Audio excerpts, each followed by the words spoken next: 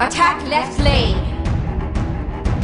No. Solid pile of steaming dog shit. Attack the Gold Fury. It feels like Donji, Bologna, and Basset all got together and made an unholy love child. Group up. And he sounds like a dying pterodactyl. It's like, Oh, you're fuzzy wuzzy. Let's not hurt them too bad. Let's make them scream! If a king passes wind, does that make it a noble gas? Split push!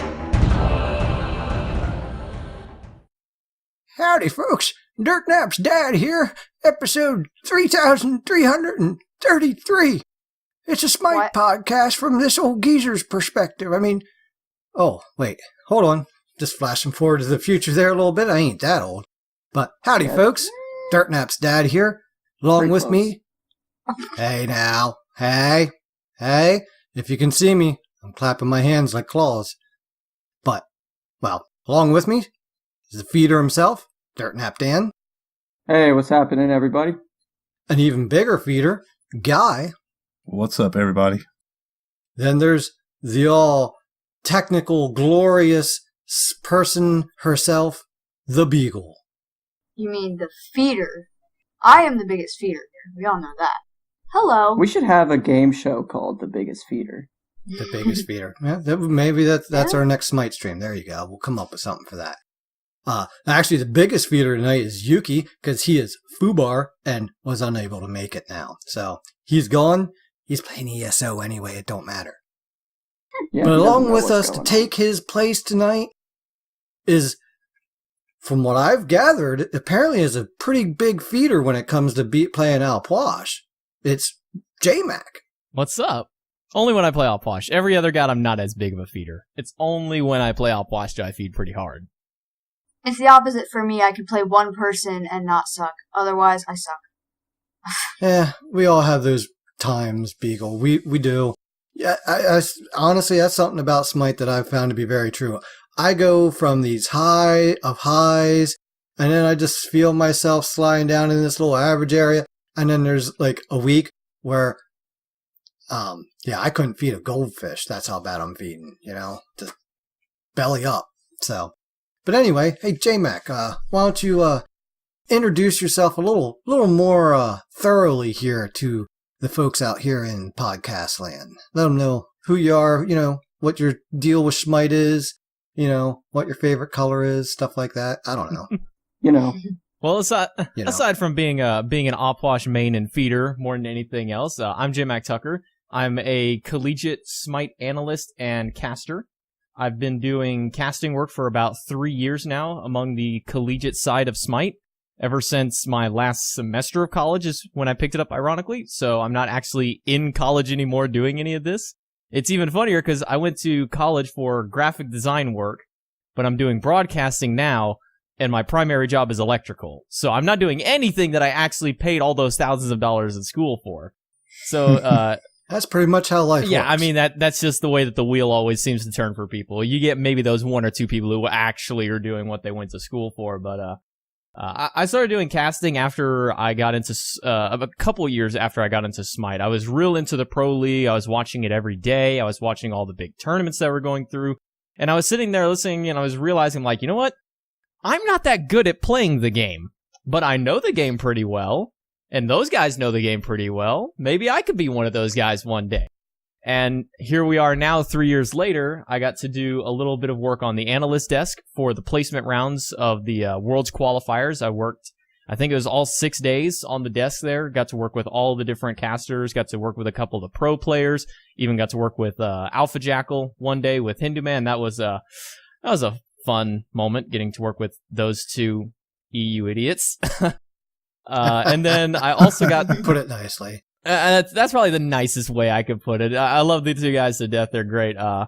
And then I got to do the collegiate grand final set at the actual world championships that happened on Saturday night, where I got to cast University of Illinois versus Carleton University, which was kind of the big moment of that match. Was obviously everybody knew who Meerkat was. If you've been around Smite long enough, you know kind of who Meerkat is, what kind of antics he likes to pull off, and That was kind of like the Mhm. namesake going in, but I turned it kind of away from the Meerkat show and made it more of the USA versus Canada battle that we had going up onto there. That's always a good battle. So, It's like milk versus bag milk, all over well, again. in this case, the gallon of milk beat out the bag of milk.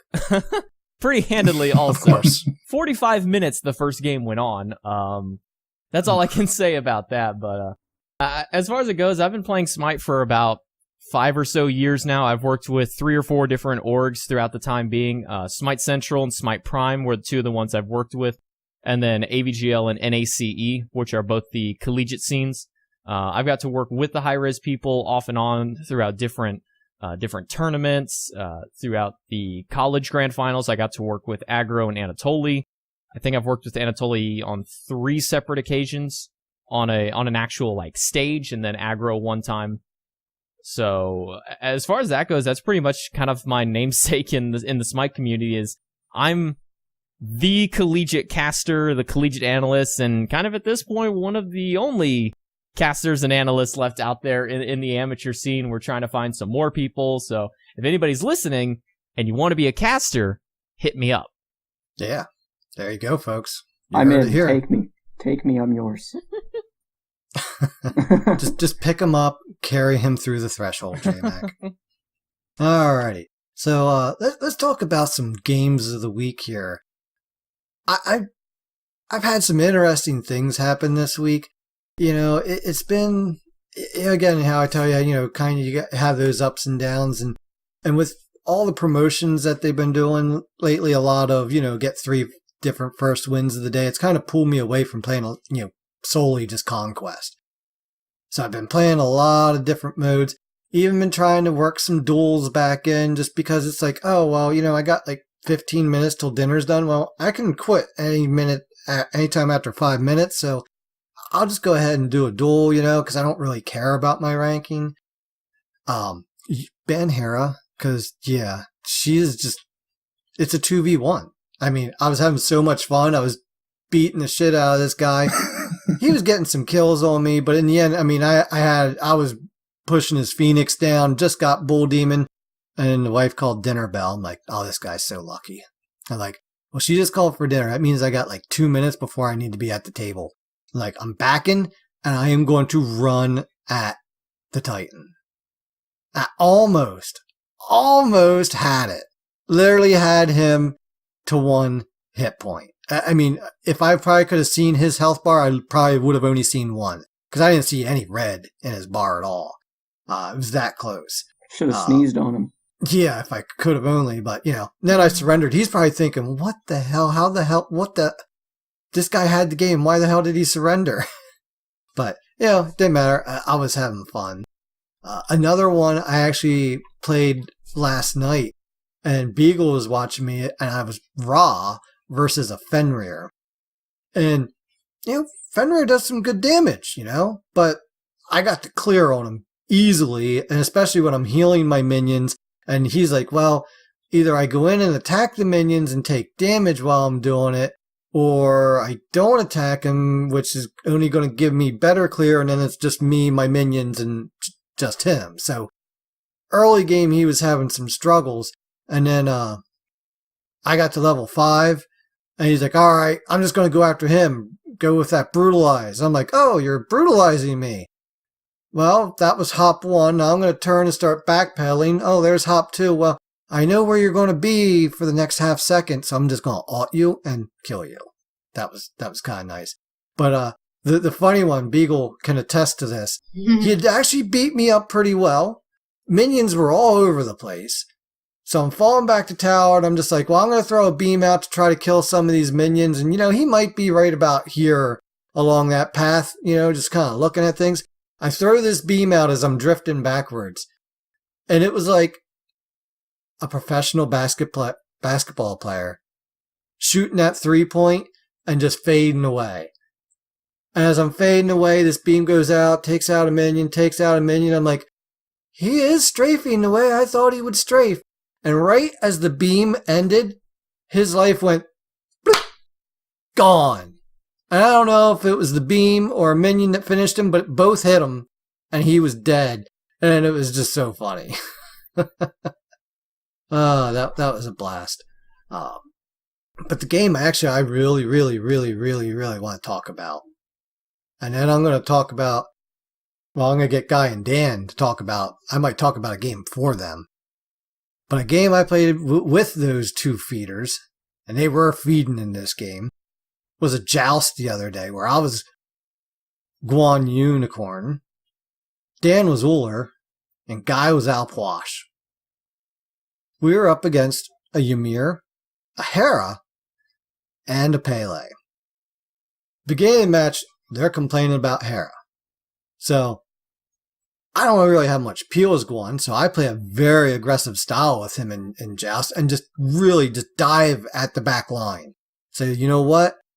I'm going to pull Ymir back. I'm going to hit that Hera. I'm going to keep, oh shit, what's Hera's alt's pet name? Argus. That's it. I'm going to keep him back here too. Those two can handle Pele, right? Well, no, Pele's just broken. They were feeding to Pele. Meanwhile, I'm like 11-5, just raping this team. I'm having a blast. They're bitching like crazy, But in the end, I did start focusing Pele because I had gotten Hera behind, so they weren't quite complaining about her much. And she was just scared of wherever I was on the map too, because I would just periodically charge her. But remember a few episodes back, I don't know what episode it was. It was probably a couple months ago. I was playing on a joust map, and I had told you guys about how I converted an enemy player to my team, and it was a Ymir. Apparently I have this effect on Ymirs, because by the end of this game, when we're pushing Phoenix, we're like, Ymir's not coming out. He's attacking the Phoenix, isn't he? Because yes, I had actually gotten a double kill off Pele and Hera back in our jungle, and he was the only one left. I'm just like, yeah, okay. He started to jump. I'm like, yeah, buddy, I'm with you. I know that, you and I could dance here for like 3 minutes and not kill each other. So, I just jumped around a little bit until Guy came around the corner, and then we killed him. But yeah, converted another Ymir. So, we 4-man down that 2-man team and won that game. So that was quite fun. But Dan and Guy, how'd that conquest go for you last night, you feeders? It went great. I don't know what you're talking about. Easiest win of my life. I mean, I don't know what you're talking about. Easy. Guy, what was your stat line as Freya in the duo lane there with Dan as Amaterasu? Pretty rough. He was like, it was like 3 and 14 maybe. 3 and 14 at the end. Oh, I think you're giving yourself credit now. 3 and 14. I'm looking at it right now. I know what Dan. mine was. What were you, Feeder Dan? I was 0-13. Best support in the world. So I'm watching these two play this game. And in the beginning, who were you up against? A Soul and a Guan Yu. And they were just super aggressive, and it was threw you two off, and they got ahead right away. And they pressed that advantage hard. And your team, nowhere to be found to help. Ever. So not once. I'm watching this game, and they're just getting their asses handed to them. Every time they try to defend behind tower, they're still getting their ass kicked because the enemy team's cycling their jungler around now and helping out from behind, and they're just diving through, not caring. But I'm watching. I'm like, your Rod mid lanes at least seems like he's doing pretty good. Not too bad. And Dan, Guy, they're both ready to quit. But two people won't quit. As I've always said, it doesn't, they always said 4 people can control the vote in Conquest. No, 2 people control the vote in Conquest, right? So, all I see is I'm watching this game, I'm sitting there thinking to myself, I want to bet Dan that he's going to win this game. But I can't, because then he'll, try to throw it on purpose. And I'm like, to be fair, I already was. I mean, 0-13, I don't know how much more throwing you can quite get. Well, Dan's like, I'm not going to go help these bastards that would not help us at all. They tried VGS the proper way, like enemy missings, need help, gank, everything. They did everything right, and there was just no teamwork to be said from the team. So, in his despondence, Dan resorts to, I'm just going to split push and keep our lanes, lane integrity good. Keep in mind, I was a full tank Amaterasu, so it took about an hour for each wave. Yeah, it was very boring to watch. And Dan was just sitting there so barely pressing buttons, And it was so funny because I'm just sitting there thinking, I'm watching the objectives. I'm watching how the kills are happening. I'm watching how Ra is growing stronger and how the enemy team's reacting to these things. And I'm just like, they're going to win this game, but I can't bet him because then he'll really, really throw it. And next thing I know, anything worse. I mean, literally. Yeah, but next thing I know, you guys have a good defense and go take Fire Giant. And Dan's mildly surprised. And next thing I know, Dan's like, well, maybe instead of just pushing minions back, I can get a tower with this. Well, his team goes one way, gets a tower. You go another way, get a tower. Next thing I know, Phoenixes are being pushed down. Next thing I know, I'm like, yep, there's the deicide. I don't see a god with less than 30 seconds on his name, and you guys are pushing down Phoenixes. I'm like, you guys won this. And Dan and Guy are both like, there's no way we're going to win this. They still don't even believe that they're going to win this. But yet they did. I've never hated a game of Smite that I've won more in my life. Oh, it was just funny to watch. It was. Me and Guy tried our hearts out for the first 20 minutes, and then I said, fuck this. Our team is never going to show up, ever. And I just went to split push. It's not like I quit. It's not like I sat in Fountain. I didn't BM at all the entire game. I just went, pushed waves, hit level 20 like 15 minutes after everybody else because I was like level 10 when they were level 20 because they just were killing me over and over. And, yeah, I don't know, man. I'm just going to attest the entire win to my lane pressure. Yeah. That's what it was. If the waves weren't pushed, they couldn't take Phoenixes, and that's what I'm going to stick with for now. Guy, what's your perspective on that? I don't know, man. I have just no good idea. Defense and turtling down to the end, catching back up once we caught back up in items and levels. We did well, but we were down so far for so long. Yeah, it just goes to show, a little bit of patience sometimes. There was literally a point I looked and they were level 19s and 20s, and me and Dan are still like fucking 12 and 13. Yeah. Yeah, it was bad. But again, you're Ra, and actually it looks like your Ravon did pretty decent there. He did great for himself. He just never helped our lane ever. Yeah. Never once did any teammate other than me and Guy go to the lane. The Ra just anchored down mid lane, and I think that and Dan just keeping the other two outside lanes pushed up, or at least not past the halfway point. I mean, at no point, if minions got past that halfway point, that's what he was going to do. It was clear it up. Matter of fact, in the end, Dan, what did you buy? What was your last item? Oh, I was full tank Amaterasu with that sick golden blade last item just to clear the wave. I was like, well, I ain't doing anything but clearing waves, and then when someone shows up, I speed stance and walk away, so golden blade. That was fun. That was just fun. No, it was not. It was not fun. 40 minutes of pure torture. It wasn't too enjoyable, but how about you, JMac? How your game's been going this week? Surprisingly, I've actually had some pretty decent games. I think I've kind of gone about half and half on win-loss for the ones I've been playing these last few days. I've mostly been playing with one of my buddies. He was a former caster with me in the college scene, and he's been getting back into playing more often. And he's actually swapped his role up. He and I used to always be those ones to fight for the mid lane. But now we don't even fight for mid. Now we both don't even play mid lane that much anymore. We kind of flex everywhere else. So one of the games that we did, he was going jungle. He's recently really liked playing jungle. So he went Mercury, and then I played solo lane just because everything else got called already. Because we had another friend of ours who's a support main, And so I don't always like to take support from him because he's not that great in too many other roles outside of it. So he was playing like support Erlong. My buddy was playing Jungle Mercury. We had a mid lane Hera, ADC Soul, and then I was playing Hell solo. This is actually a game that I tweet out about because it was one of the most fun games I've played in a while.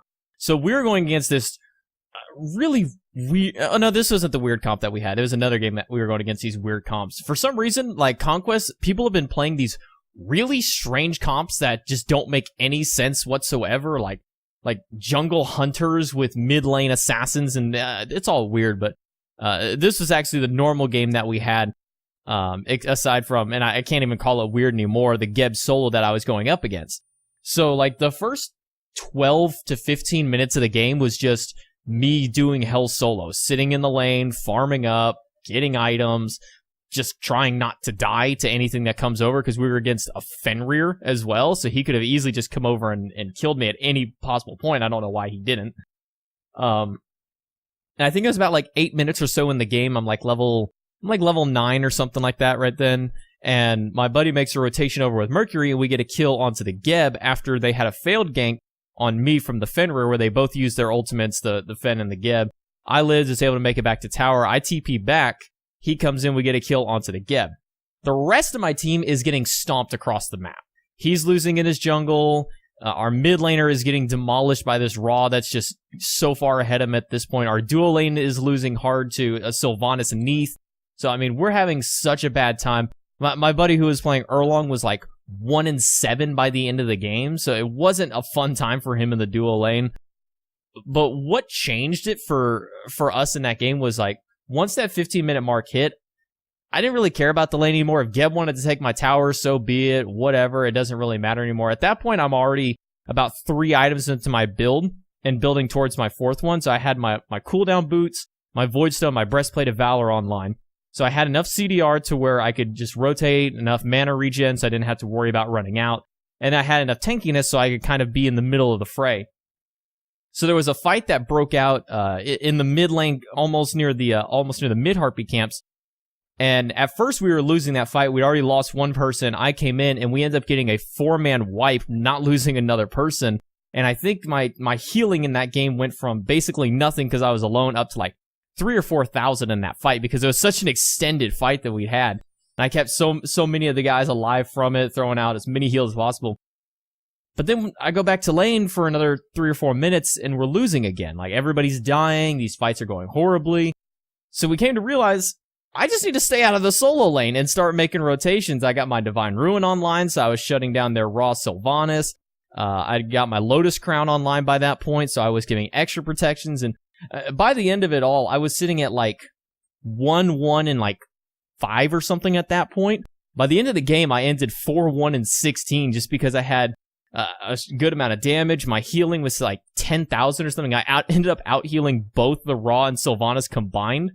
I had Shell built up for extra protections that game, so for me, that game was just kind of learning that moment of realization of, yeah, they don't need me to farm over here anymore. If we just group up as 5, we win. So that was kind of because I don't really play a lot of solo lane. I think it's like the most boring role for me to play right now. We'll see how whenever in season 6 they add a new objective, if that makes the lane more interesting. But it was basically just like passive farming all game long and maybe a gank here and there. Yeah, I've always found solo lane to be that weird thing of, I want to go rotate, but if I rotate, I'm going to lose my tower. And, it's like, at what point does that tower loss become worth it? If you can't take their tower and say, all right, now my tower's up, but your tower is gone, so I just have to pop back in every now and keep those minions back, pushed up to that area. And then whenever you get close, I can teleport back and say, no, this is my tower. And then some of the other games I played, I didn't really even focus much on the mid lane this week. I don't even know if I got a game. I got like 1 or 2 games whenever I was doing ranked. I had like an Opwash game that I played, and then I had a Hera game or something like that. The Opwash one was unfortunate because I think we had a double DC that game or something by the end of it. So I ended like 6-2 and something, but we had 2 DCs by the time that the game was over. So But the other games that I really enjoyed playing, and I already really did enjoy playing the God, but for some reason this week I just went on like a 5 or 6 game like streak of playing nothing but Baron support. Or just Baron in general. I like Baron support. So like my 5 slash lines, and I only lost one of the 5 games in here. It was the last one that I did. But on the 4 games that I played in one, I went 1-0-1 as Baron mid. Then I did 0-0-13, 4-1 and 10, and then 3-1 and 14. Baron support is kind of one of those weird ones. If everybody thinks he's just a mage, he doesn't have a lot of damage, and it's correct. You really don't. And it's always he's one of those supports you don't have to do the traditional support build route. You can kind of just go, boots into like your sovereignty, and then you can just kind of do whatever from there. But I still usually go the traditional, at least first 3 items of boots, heart ward, and sovereignty, or sovereignty and then heart ward. And from there, you can do like Lotus Crown for the extra protections on heal. You can do like a relic dagger or something like that for getting your relics off cooldown fast. That 30-second reduction is really big. You can do. There's so many options that you can do with Baron Samedi to really help him out and kind of give him that utility support that some people sometimes forget. Is he's not the damage that he used to be. He's definitely 100% more in the control route now than ever. So building a little bit of cooldown, we'll be able to get those online faster. But probably one of my favorite moments was when I was playing, it was the second game that I played where I went 0-0 and 13, which is the best support slash line you can have, is no kills, no deaths, and just a bunch of assists. I think we had an Afro mid that game was what we were playing. So we had these kind of weird gods you don't see a whole lot too often anymore. You had the Baron support. We had a Jingwei ADC. That's normal. We had Bologna in the solo lane, which we don't see Bologna very much. We had Afro, which is never seen. And then we had an Awilish kind of pop in randomly on that as well. And the only knock-up that she had was hers and then our ADC, Jingwei.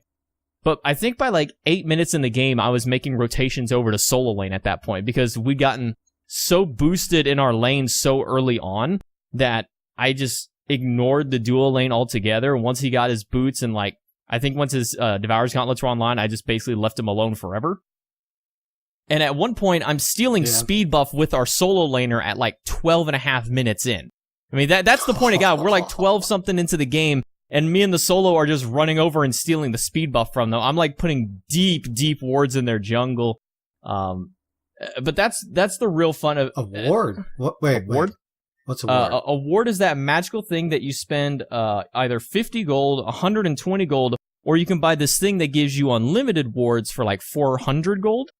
And you place them on the map, and they give you this little thing called vision. So if somebody walks inside that circle, it pings it on your map and says, "Hey, there's a person here." It's kind of cool. It's really cool. I don't know why people don't. I don't know why these things are never picked up. It's insane being able to see my enemy everywhere on the map. It's just like a Christmas tree lighting up. Dude, how would you even lose a game if you know where your enemy's at? No, that sounds too OP. That can't be in the game. I don't know how they ever put that in the game at this point. It seems like it's such a busted concept. But when you're able to put wards on their speed buff at 12 minutes, and you're taking their back camps as the support that early on into the game, you know you're going to have a fun time. I didn't even get to finish my build out fully that game. I think I still had to sell my blessing, but I had Relic Dagger, Traveler's Shoes, Sovereignty Heart Ward, and Lotus Crown. So I'm not doing a lot of damage, but dang, I'm helping put out a lot of damage by, the snake is probably the snake is probably my favorite and least favorite ability in the game. It's your favorite when you hit it. It's your least favorite when you get hit by it because you know what's coming right afterward. And with the team I was going against, there wasn't a lot of ways for them to get out of it. I think the best that they had was like Nox's dash or Sobek's ult. Outside of that, there's nobody who was able to really get out of that ultimate. So it was like a dream situation for a Baron Samedi. Yeah, I was playing zombie support, and it was against a Kernanos. And, I'm like, I snaked him, and I throw the heal, and I'm like, all right, he dashed out of it. I'm like, all right, so I'm going to do this like 3-4 times, and then I'm just going to use the snake to get his dash down, and use my heal, circle and something else. And it worked the rest of the game. Every time I hit him with the snake, he would dash away, and it's like, all right, now your support's up here by himself, and we're both attacking him, and And you're way back there now. Sucker. Yeah, the mind games with Baron and a lot of gods who have that 1-2 combo hit. I'm going to hit this and then drop this every time. Getting into the minds of your opponents like that is one of the best feelings in the world, because you're conditioning your opponent. Every time I throw this, you're going to get hit by something else after. And after 3 or 4 times, they realize that and they're like, okay, as soon as that's gone, I got to get out. But then you don't do it. And now they're going to question it every single time. Is he going to throw it? Is he not? Well, I should dash just to be safe. I don't know what I got to do here. And then when you finally break them and they don't understand what's going on anymore, eventually you just stop throwing it at them and you just start hitting them with everything else. It's like, wait, well, now what's he going to? Oh, there's the snake. What? That was the last thing you threw. All right. Well, hey, Beagle, how have your games been this week? Crap. Solid. Games have been garbage. Solid pile of steaming dog shit. End of statement. Exactly. Hashtag make Beagle swear.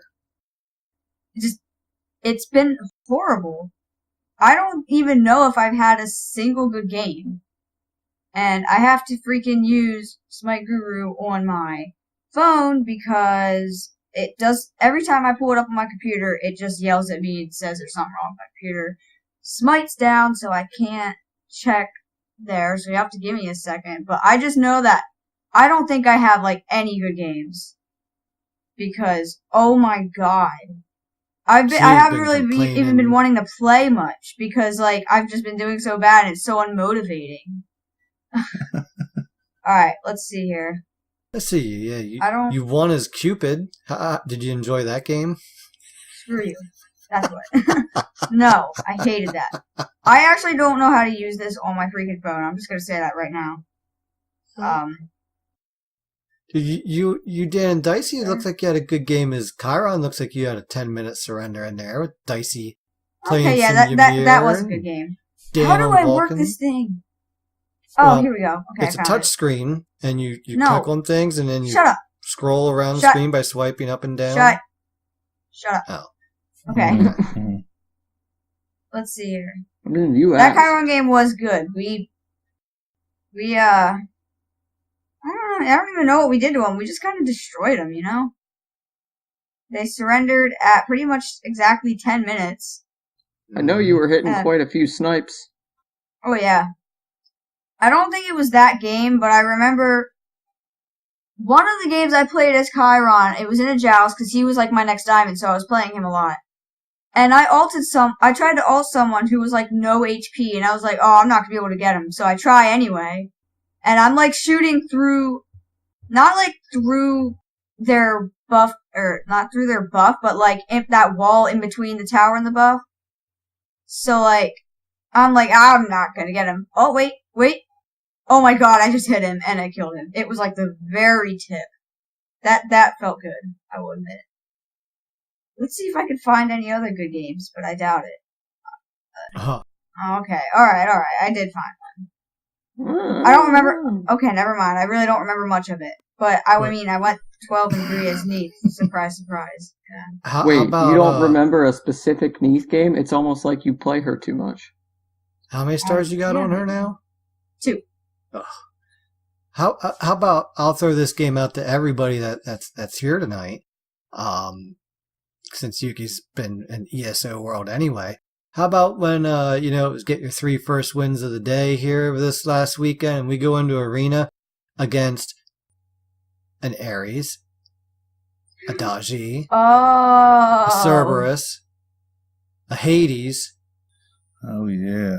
And a I Ymir. like that game. That was a good one. We schooled those kids on buying Magi's.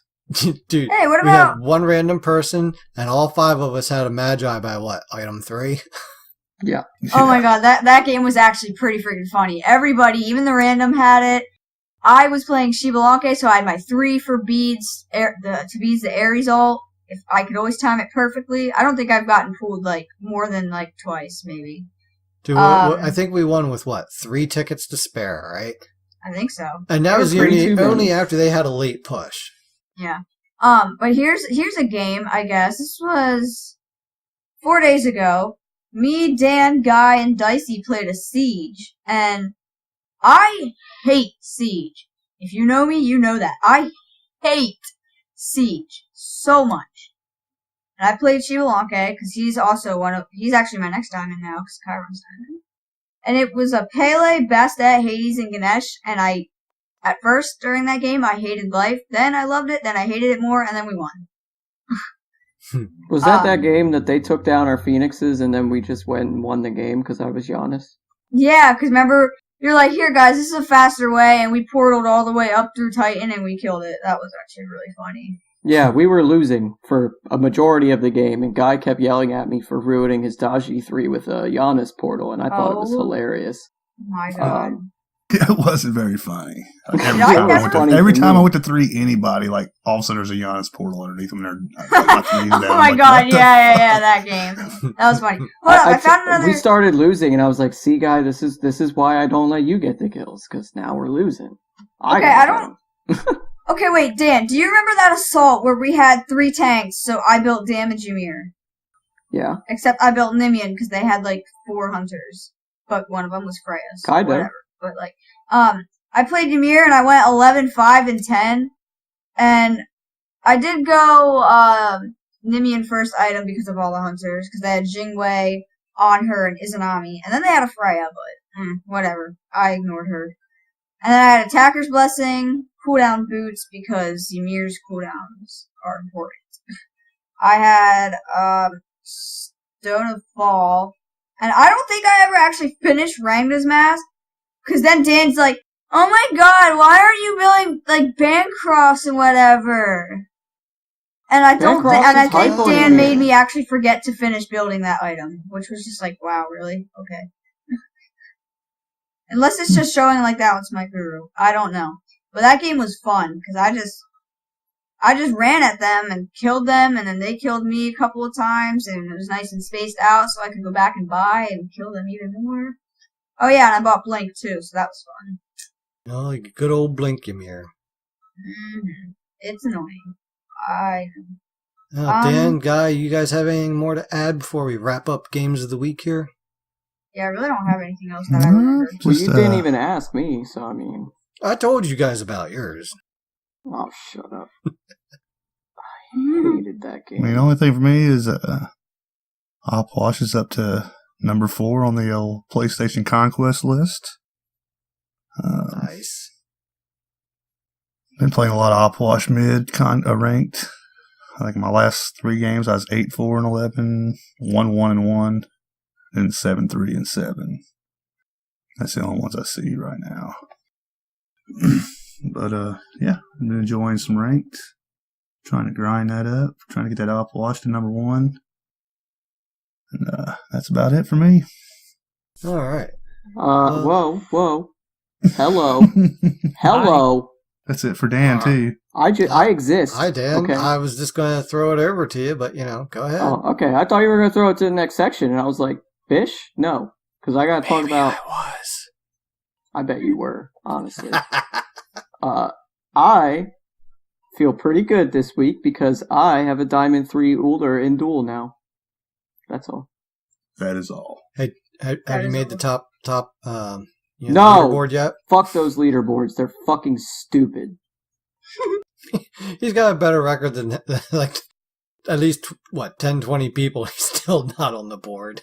I'm 12-1, and I'm not on the leaderboard. But there's someone like, I forget what he was. He was like 13-7 or something, like at 76 or some shit. What the hell? That's all. I don't get me on that rant. I get so mad about that. That's so dumb. How do they score those points? I want to know. Well, knowing is half the battle. It's not fair. It's not fair at all. I want to be on the board. I want to be on the list. I want to look cool. Guy's stupid because he's number 4 in Conquest, and I can't even get on the list when I have a better record. Dan's mad at me because I have a gold Izanami. I'm like 63rd on the duel list. What the hell? I'm about to play Izanami. Like, I'm literally about to just go own people as Izanami because that's just not even fair. And actually, I am also going to be playing Wukong because there's like no good Wukongs on the list, and I swear I can do good as him. Oh, I love This Sun is Wukong. freaking He's one of my favorites, honestly, but I don't play him a lot. But let's go ahead and, time's bleeding along here. So let's get into, we have a very short patch notes here to get through real quick, and then we'll talk to JMac about some of our questions we have for him and so forth here. But first up here, it is patch 5.23 update notes, the God Slayer patch. Oh yeah, he's out there, boys and girls. He is out there. You will see him in a match near you soon. But first up, hey, if you play a game during this patch session, you get a free skin. And it's Jingle Shell's Kuzenbo. Oh, he's so cute. He is so cute. The nenes are like little snowballs. Yeah, they're chomping down on some candy canes and shit, you know? Oh, you look so cute and innocent. Until he smacks your ass and kills you, and then you're like, freaking Nene! We'll get to him a little bit more here a little bit later, perhaps in this week's session of progression. Some other very cool skins coming out here, though. So there was a lot of speculation as to this teaser and what it would be, and it turns out we now have a dual tech hell. I am super excited. Hell yes. I've seen some people not excited, and you're wrong, because this is a cool skin. So I'll throw my 2 cents onto it. This tech skin looks really good. Almost every other one, aside from, I'd say, like, Reaper tech, and then the Nemesis tech skin, I don't like really any of the other tech skins. But this one is a really good tech skin. I think that all of them just look too similar and don't do anything unique enough. But I think this one, because it changes colors and all that fancy gadgets with it, I think this is actually a really good skin. I think it's really cool how they have a satellite for her, like, abilities. Basically, they have the satellite shoot down the beam for her 3 to cause the little explosion. I think that's cool. Yeah, the effects on this were just gorgeous. They're just gorgeous. Oh, then we got Kitty Kaboom Circuit, kind of that bad girl there with Bologna, and one of her recent skins, but this and another very nice Circuit skin. Kind of got that punk, not quite superhero or supervillain in between person, whatever they are. I don't know. I don't follow DC shit. What about Marvel shit? Yeah, well, Marvel's good guys and bad guys. They don't, not so much there's in-betweeners. It's like the anti-hero. Something. It feels like Dodgy, Bologna, and Basset all got together and made an unholy love child. And I love it. Yeah. Honestly, when I first seen this skit, like just the card art, I wasn't quite sure who it was still.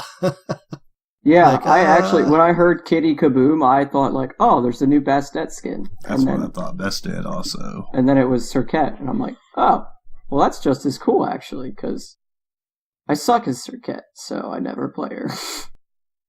Yeah. Really bad Circuit. Don't ever let me play it. Then we got Battle Queen Hera. She dons some more armor-looking armor this time, not just got up off the throne, but now she's up off the throne ready to throw down. I thought she looked cool, again, nothing too special with this one, but, again, just where the art is right now, I think, is in a pretty special place, so I'm pretty happy with it. Any other thoughts on her? I didn't really see this one too much. I think I was paying attention to something else. IRL, whatever that is. It's pretty cool. Not during really the special stream for this one, but I think it's just, the one of the basic, more armored versions of every god that they have. But it's pretty cool. Yeah, it feels more like just a glorified tier 2 skin more than anything else. But it's definitely one of the better, more tier 2 looking skins that they've put out recently. And I mean, of course, it takes extra work because she's got Argus too. So now these next skins coming up, this is where it's at. And the first one out of these last 4 is I'm super stoked about, because when guys out there playing his Alpwash, I'm going to be like, yo, watch me play some Shadow Stalker Izanami up beside me. Then you throw the Bakasura one there too?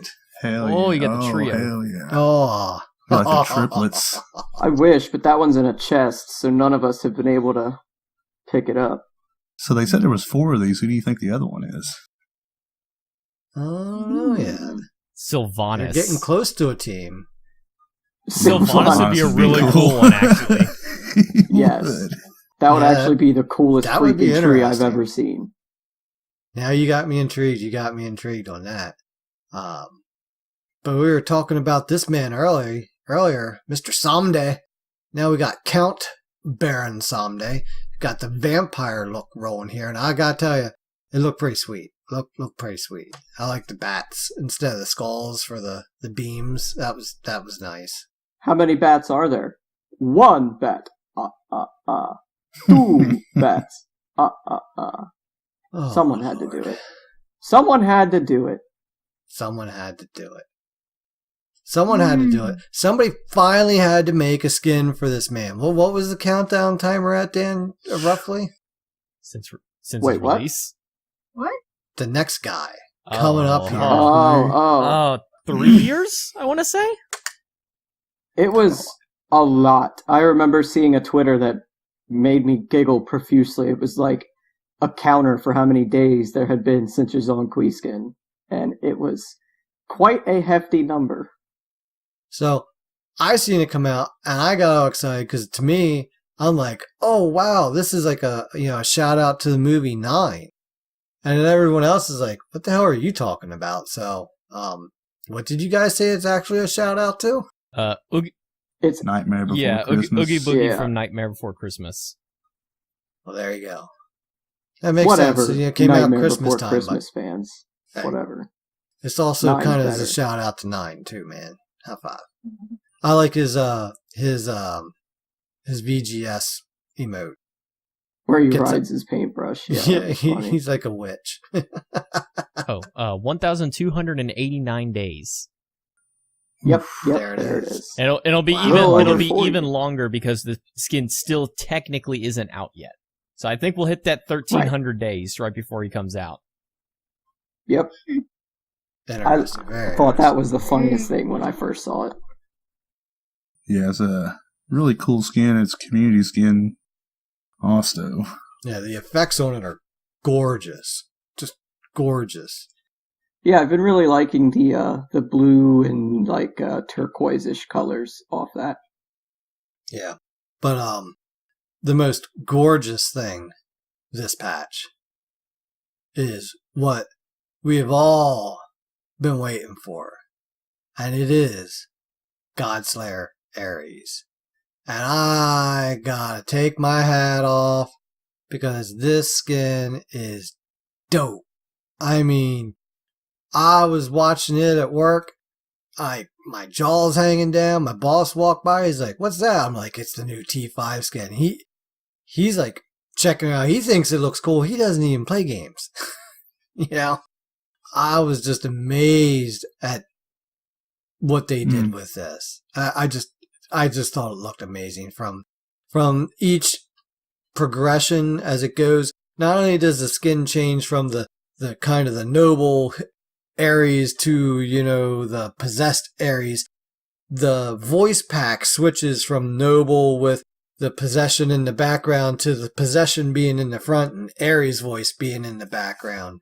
And then once you cap out, you get the choice to change to whatever progression of it you want to play as. I'm like, that's even sweet. So if you you really like that other side, not the fully evolved one, you can dial it back a little bit afterwards.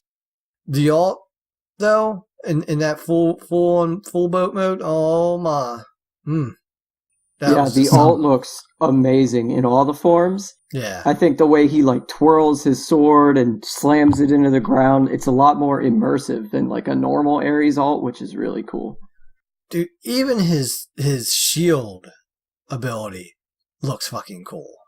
I think it's really cool how they even changed the animation for his one. Like, the more chaotic he got, the less it looked like his character model aimed it, and the shield just kind of like shot it out. Like, he doesn't even need to aim. He's so fully consumed with power. He's like OP as freaking heck. He just hits it because he's a god, and that's what he does. So, yes, some awesome stuff there. Definitely looking forward. I think if my cards fall into alignment right, I may get my first T5 skin. We'll see. So This would be my second, I think. Yeah, you got the if Uber, I get right? it. Yeah, I got the Uber. I'm mad at you for that. I still am. Always will be. Guy's got them all. He's got like all the skins. Yeah. All the ones that I could get, yeah. Whatever, guy, get out of here. How about you, J-Mac? I have none. I don't even have poolside, and I'm really upset about that. Feels bad. I don't have full side either. I played right after. I was a broke college student when I first started Smite, and could not afford to buy Poolsiden. So I don't have him. I don't have Archon Thanatos that everybody wants so much. I got nothing. I would kill for Archon Thanatos. I'm not. I mean, it's only $1,000 at the charity events for it. Yeah. Save up. Yeah. I might have to kill someone to get that $1,000. We'll see. So, purchasable items this patch will be the Dual Tech Hell, Kitty Kaboom Serket, Shadowstalker Izanami, Stitch Horror Zonqui, Unamused Hera Death Mark, the Regal Level Up skin, and the Argus Ward skin. So I think that's the last 7 items in the Odyssey. I'm pretty sure about that. Can't log in this way and double check that. But I was looking at it the other day. I don't think so. There's 7 items left, and I'm pretty sure that's it. Yeah, those are the bonus items. Well, some are there. Well, some will be bonuses. Some will be the direct purchase completed ones. Yeah, so like the bonus items are next. That's the Regal HUD skin, the Battle Queen Hera, and Godslayer Ares. Yeah, so I think you're actually right. I'm pretty sure this is the last hit. So this sounds like it could be. I wonder if they're still going to give quests on 5.24 then. I doubt it. I doubt it. I don't know. We'll see. So that's that. There is a mini adventure coming out. Loki's on the naughty list. So this is what, the last level of one of the last adventures? Yeah, not very impressive, to be honest with you. Yeah, but you get to go kill Loki, so, there's some positive to it. At least you don't have to grind the whole freaking adventure to get items again. Yeah. Yep. As we talked about before, the player gifting will be live this week, or with this patch coming out. UI, the play screen, and match lobby screens have been updated on PC. Friends list and party menus have been updated on all platforms. Everybody's complaining. Look, it's new. You'll get used to it.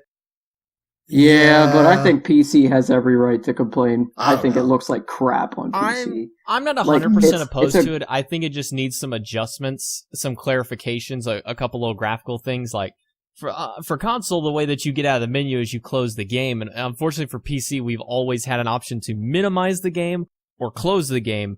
There isn't an option for either of them directly on the menu. You have to hit escape in order to try and close out, and there's no minimize option. I think for sure if they add those, and when you go through the menus, because I was messing around on the PTS earlier just to kind of see how it was, it's very awkward to navigate backwards in the menus because there's not just an evident back button there. You kind of have to look for it.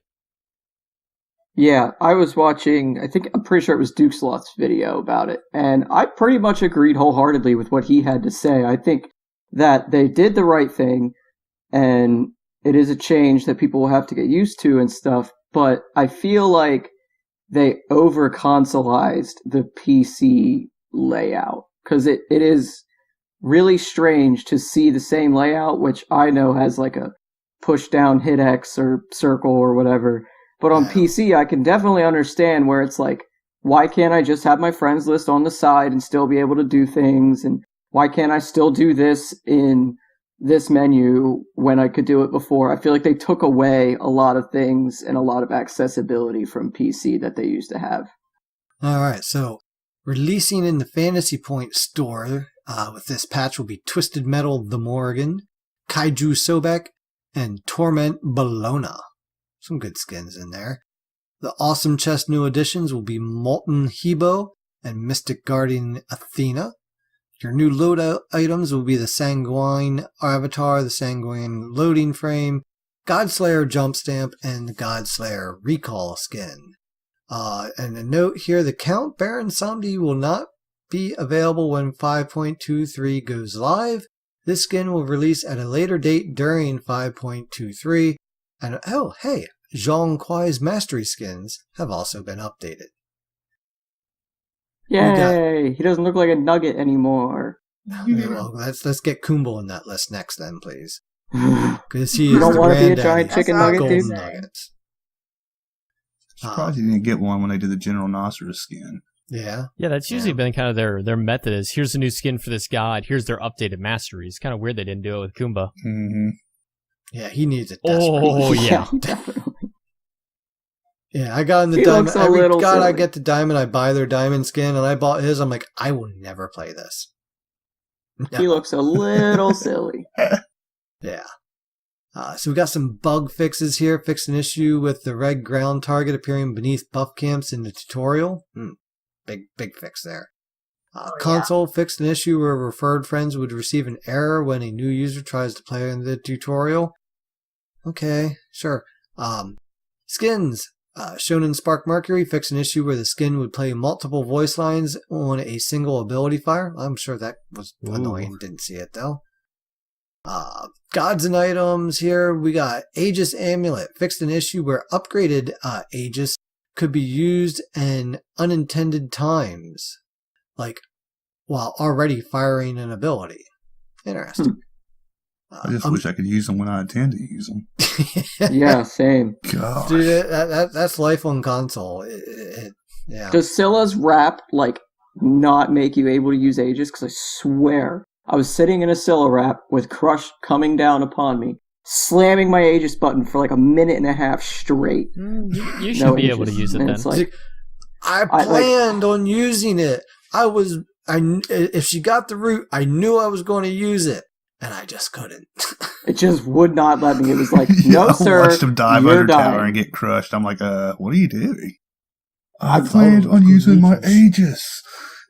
I had it all planned out. I was going to outplay the crap out of him. And nope, it said no.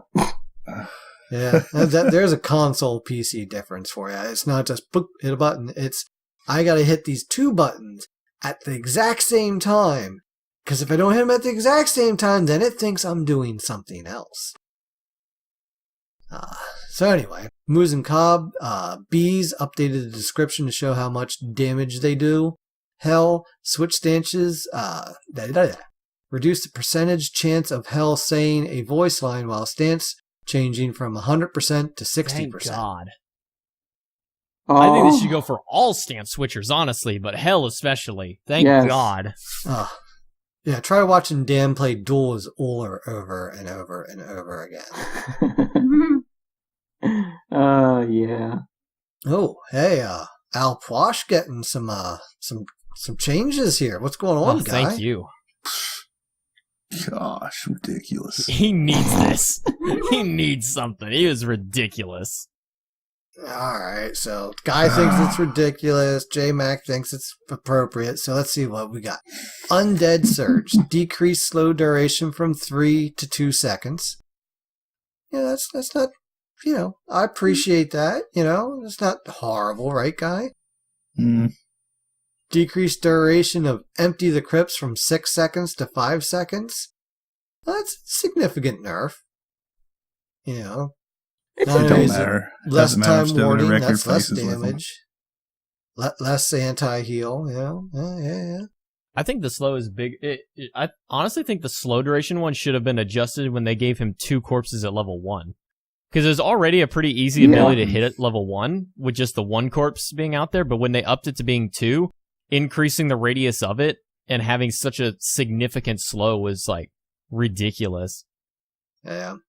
That is definitely Oh, man. gonna make Guy feed a little bit more. Gonna have to make him work a little bit harder. Gosh, to who keep his invited this guy Aquash on at the again? top. So, next up is Cullen. So, early in Season 5, he was quite the powerhouse, receiving some nerfs, though, to bring him more in line. But as the season shaped out, however, he just struggled to keep up. So, Spear of Mortal Pain. Decreased cooldown from 100 seconds to 85 and updated the description display, the cooldown in his transformed ultimate as well. Why does his transformed ultimate even need a cooldown? Unless you're transforming every 30 seconds or something, quicker than the 35-second cooldown, I'm not sure. I guess. It's really hard to do that. I don't think I've ever seen it possible. Yeah. But I'm really surprised that ultimate was at 100-second cooldown. It's not like an Ares ult or like a Xing Chen ultimate or a global ultimate at that where you need it to be over the 90 seconds. Yeah. I think 100 was ridiculous. Yeah, I agree. It's such a huge engage for you too. I didn't even know that. That's like a new wall. Like, doesn't need to be that long. I mean, hell, even Morgan goes down to 80 seconds at max rank. To be fair, it starts at 160 or something like that. So, yeah. Yeah, I think that's a good move for him. So this next one I'm a little perplexed on. So Guan Yu. All right. So first off, they updated his passive, and I thought this was going to make him like really strong and be really effective. And honestly, I don't like it. Like, I like it, but don't like it. Because I don't like it because every time I go to use something, I don't have it. I'm like, I just stacked it up. And then by the time I get these 2 Yahoos in my healing circle, I'm already out of combat, And it's just like, I like when I could stack it up and have it and know that, all right, I got it. Now it's like, well, shit, I kind of got to get it close without getting it quite there and then not screw up so I can actually have it in combat when I want it. Versus, I don't know. I like the old way better. I like being able to know when I'm going to have it and use it when I want to use it specifically. But they seem to think that the whole reason he fell off is because they nerfed his healing from 2 times down to 1.5, so they gave half of that back. He's up to 1.7 bonus healing now on his conviction. I don't know. Mm-hmm. I still love the guy, though. I do. I'm a wizard. That's all there is to it. Yeah. I don't think I'd love Guan Yu half as much if he wasn't a wizard. Yeah, that skin keeps bringing me back to him. So, here's the big buff coming up. Get this one out of here. Yeah. I'm not excited for this. No. So Hades. I like Hades occasionally. He's someone I like to play, like, break out an arena and have some spooty fun. I'm going to be able to do that a little bit more better now, although I don't think it actually fixes Hades. But I think it'll definitely help him, but it doesn't fix him. So first off, they increased his movement speed from 355 to 365. That's an increase of 10. It's a nice little chunk.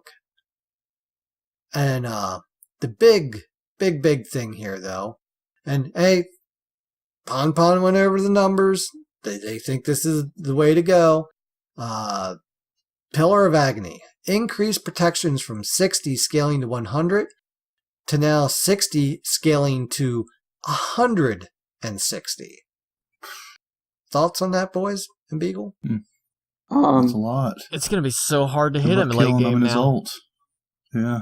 Good luck killing him. My problem with it is what I think I was watching this in Wraithen's stream, and he broke it down on a farther level. He was like, if you think about it, if Hades buys just one defense item, like a Mantle of Discord per se, and his Guardian's around with the auras, he will have 300 of each protection in his ult. Yeah. That's insane. Which that is insane.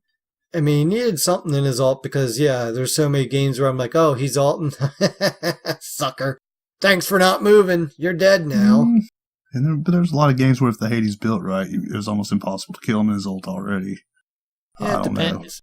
It just really at the same time, this buff does a couple of different things for him. Kind of the big thing of Hades in the past was he was a beads burner for anybody who didn't have a dash or like a CC immune ult to get out. So, gods who struggled with people who with easy lockdown, like Opwash got destroyed by Hades in the past or because of this. At the same time, Opwash kind of just dumps his kit onto a Hades. But this basically makes it to where anybody who gets locked in is going to have an insane time killing him. People who are outside are going to have an even harder time killing him now. And he becomes almost like a Cupid and Opwash ult kind of mindset of, we just can't walk in this giant area anymore. He's locked us away from his team, and we can't really do that much to him. Like, Titan's Bane and Obsidian Shard are going to be the two go-to items against this, because it's going to be that percent pin against those massive amount of protections for such a small time. But that's only for a really short window. You throw things like, give him like a Spirit Robe now, and if he gets hard CC'd and then goes into it, it's 15% more damage mitigation. I mean, this guy's about to be insane with this ultimate. Yeah, he's going to be like a 40% cooldown half-tank alt bot. And it's just going to work. Like, it's just going to do so much. I'm looking forward to it. I'm going to be able to do spoody things even spoodier now, so that should be fun. He's going to take like 20 damage from the tower shots. Yeah. Interesting. I'm just using my ult to tank towers now. I'm 5. Well, speaking of changes to alts, to wrap the patch up here, we're going to be talking about Little Man, Little Vomit here. Oh my god, I'm so excited. But we're going to be talking about when he's not so little. Colossal Fury getting a major buff here. So, let's see. Let's just read this out and then we'll hash it out. So, Vomit now also gains a stacking health shield every second equal to 0.6% to his max HP per 2.2 seconds. This shield fades when Vomit's ult ends. Changed his heal tick to every 0.2 seconds instead of 1 second. Vomit still heals for the same amount of health each second as he did previously, so just kind of breaking it up a little bit. But one of the bigger things is he can now pass through player-made walls while his ultimate is active. You know what? It makes sense there with that. I've seen quite a few people griping about that. I'm like, but he's supposed to be a giant. What's stopping him from walking over your wall as a giant? I mean, they can't make him like literally that big. So I think that was a good change. These other parts, though, I don't know. What do you guys think? I think the health shield is too much. That 0.06% of his ultimate. I may have. So let's say the typical warrior build now gets you somewhere between like 2.7 to 3k HP, kind of depending on the route that you go. You take 0.6% of that, so 0.06.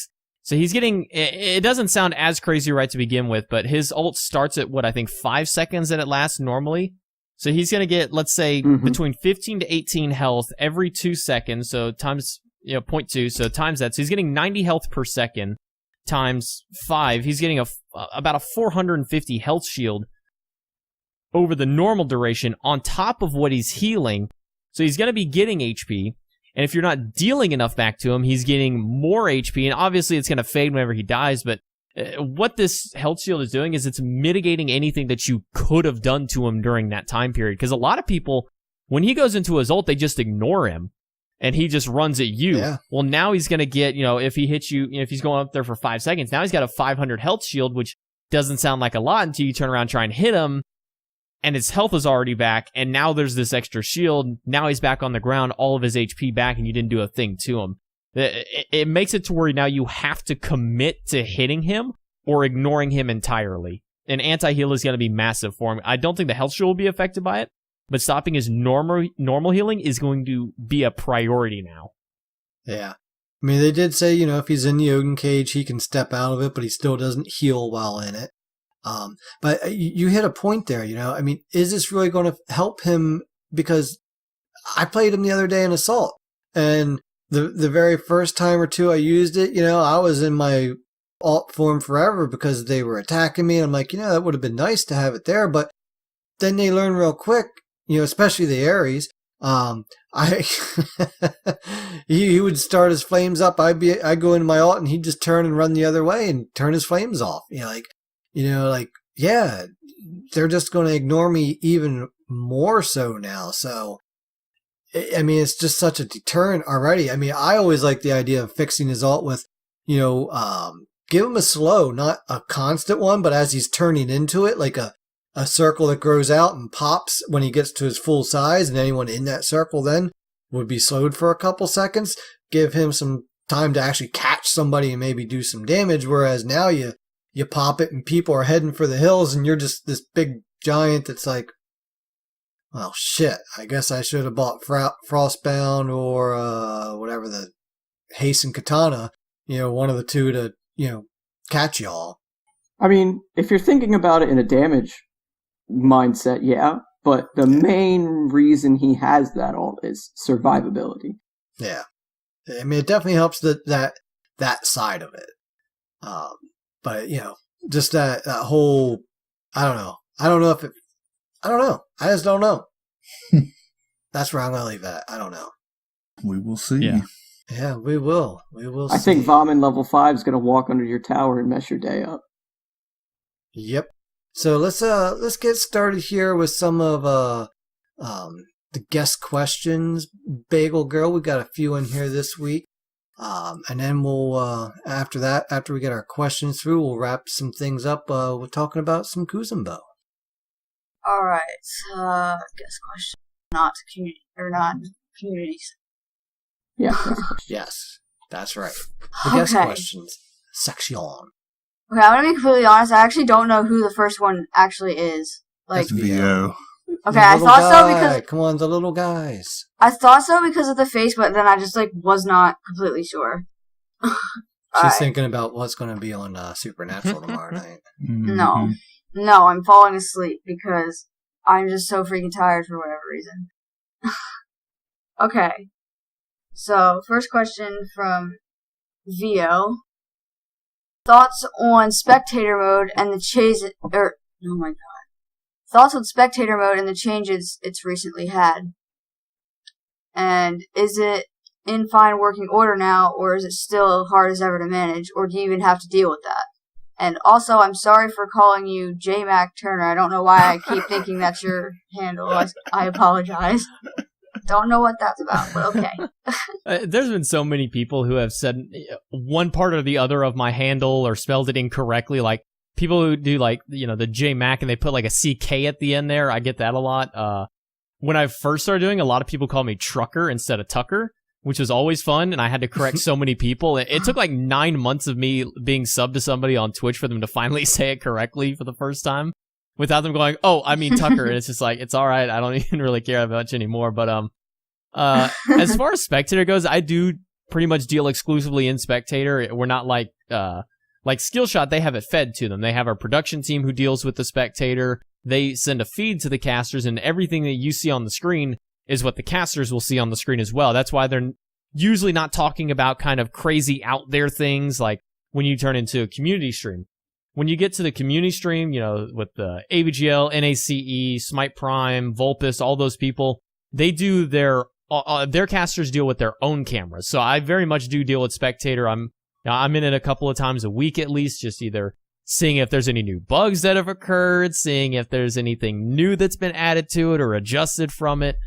So I do deal still very heavily with Spectator, or sometimes lack of Spectator in some circumstances. We had a bug not too long ago that resurfaced where once the players finished their game and exited the lobby, it would close your Spectator game out because they're not in the lobby anymore. So why should you be in the lobby to finish watching their game on a 3-minute delay?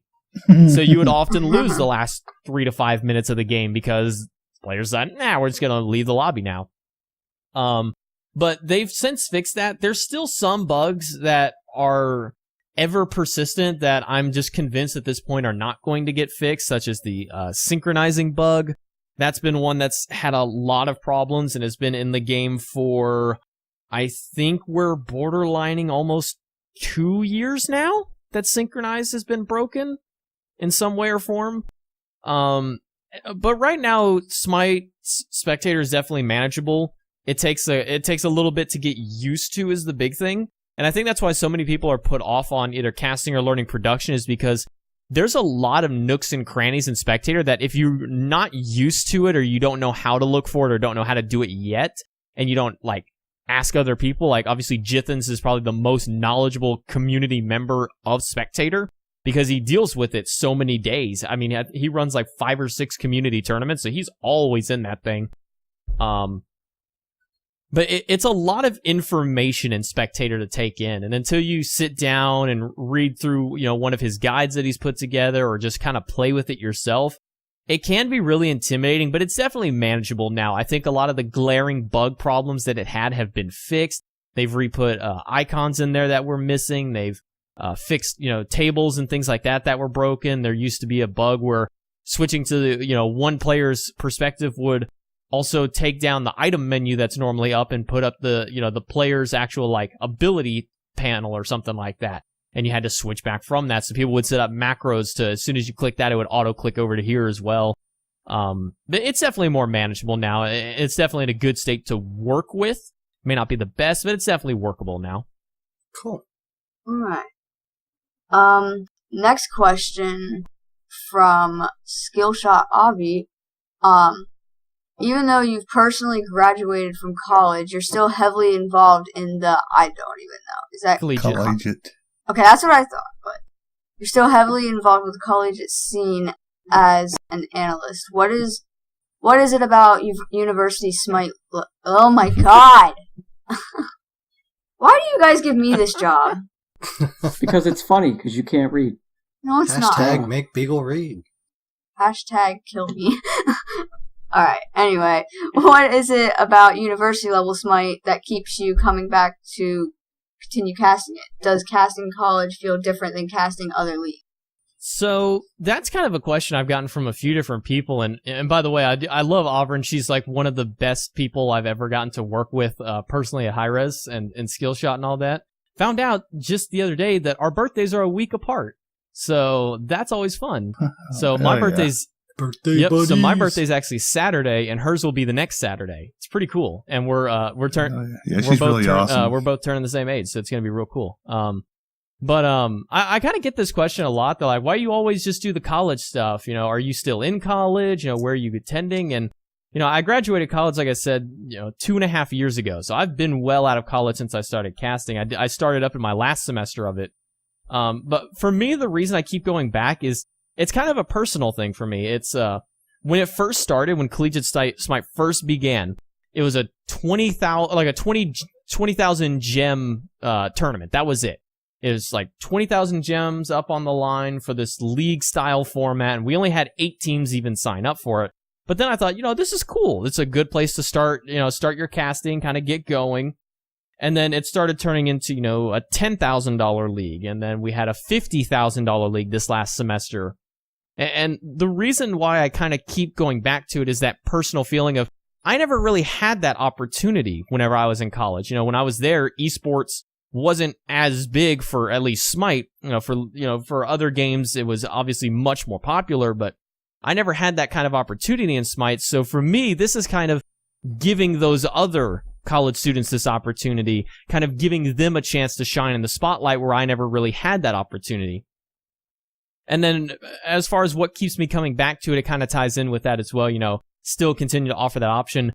For me, the one big thing that I think any caster, especially at Skillshot, will tell you is that casting for Smite is all about telling a story more than anything else. It's not about making your game look like the best game possible. It's not like making you look like the best person possible on the microphone.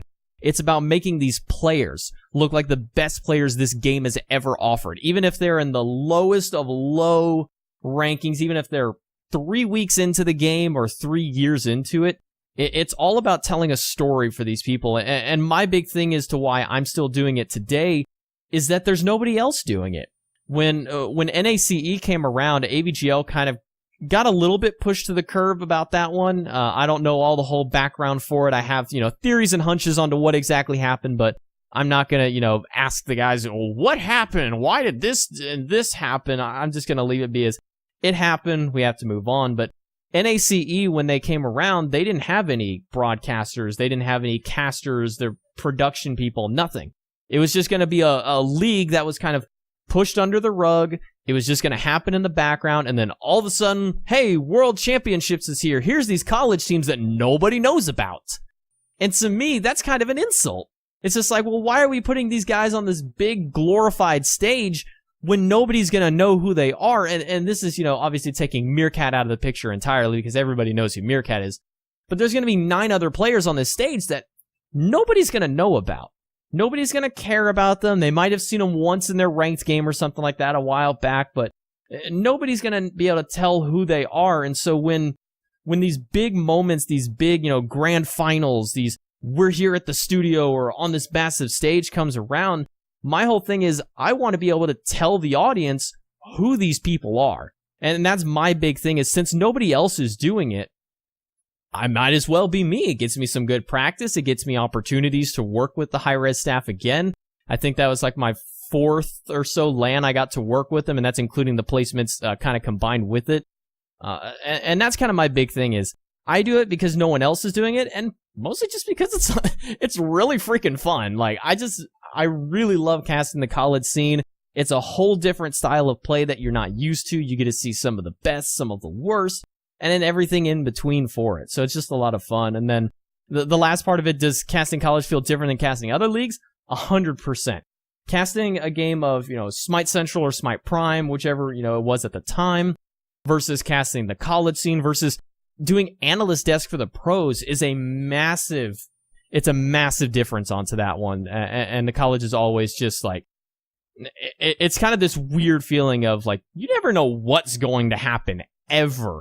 SPL and all that, you can kind of predict this is going to be picked because it's this player, this team likes to build this kind of composition or whatnot. But college, it is a wild card in that area. You never know if this tiny little squad from, from bumhell nowhere is going to do anything, or are they going to be the best team in the league? We got a team from Illinois. Who even knows what's in Illinois? Nobody. No, what is even in Illinois at this point that anybody really cares about? And then all of a sudden, we now have, the first champion of the NACE coming from Illinois. Like, that's something that you don't get to hear every day. So I think that's kind of the big difference to me is college is a wild card, and I love when things are wild. I love underdog stories. I love, I love seeing, and another thing is like seeing the players coming back every single time. SPL, you kind of understand, you kind of know. It's just like, it's going to be this person who's been in the game for 6 years at this point playing it. College, it's just like, who's still in college right now that's going to be coming back? And that's kind of the fun part of it is, okay, well, Data Remember, he might be a minor league player, but hey, he's still in college, so we might be able to see him come back, and then he forms this powerful team and goes a long distance in the tournament and then loses out. And it's like, okay, well, maybe we'll see him back next time. So, I mean, that's what it is for me. It's a lot of story building more than anything. Cool. Yeah. Guy, what's the next question up here? Next one is from Yoti360. Can we please get AVGL this season, but with university locked, or at least 4 out of 5 roster members from the same school? Cheers. Okay, so one thing people always think is that I know all the information for the college leagues. And that's because I honestly put myself out there for people to think onto that, since I've been with AVGL 2.5 years and then NACE for this last half year. When it comes down to it, I don't really get to control which of the two comes back or which of anything happens. What I do kind of get to work with is the behind the scenes rules with the other admins, and the thing that separated AVGL and NACE, and it's kind of weird that, Yoti would bring it up like this, is can you bring AVGL back but with the university lock versus, or 4 out of 5 members having the same university? It's kind of interesting because AVGL is known for being the region-based league. It's one where players from Texas and Georgia can play together, and teams from New York and, in like Ohio can play together or something like that. And California and Nevada can play, where NACE was only players from Texas A&M University in, College Station, Texas can play, or only teams who are attending Georgia Tech can play together. So hearing him say bring back AVGL with the university lock is kind of, for me, just saying, are we just going to have another season? And the 4 out of 5 is kind of an interesting throw into that one. It's one thing I've actually pitched, or I'm going to pitch in the next season that we have if AVGL does end up being the next one through, is kind of adjusting the roster limitations. I think that the regional base that we've had for AVGL has shown a lot of success. The only problem that I've had with it is that because not every player is required to go to the same school, it creates what's called a super team.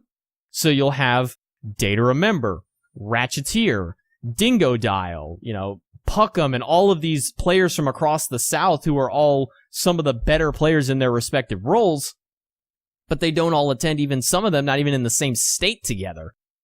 But they're such good players, it doesn't matter if they're attending the same college or not. You could have 5 people sitting in a room next to each other, but their mechanical skill is just vastly lower than these super teams that are formed, that anybody who's not on that top 4 to top 6 team doesn't stand a chance. They don't stand a hell of a chance against any of these players.